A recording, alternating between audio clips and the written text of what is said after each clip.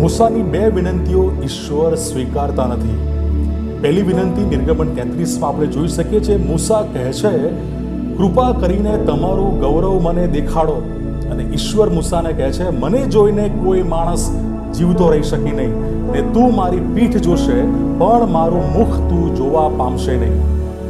બીજી વિનંતી પૂર્ણ નિયમ 3 અધ્યાયમાં આપણે જોઈએ છે, જેમાં મૂસા ઈશ્વરને કહે છે, મને વચનના દેશમાં જવા દો.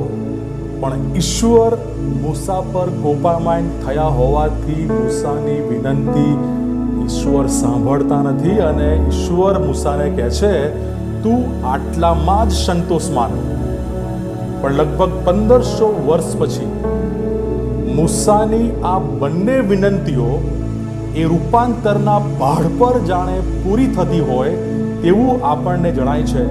માથી 17 અને લુક 9માં મૂસા એ પ્રભુ ઈસુની સાથે એ તાબોર પર્વત રૂપાંતરના પહાડ પર છે અને એ તાબોર પર્વત એટલે એ વચનના દેશનો જ એક ભાગ.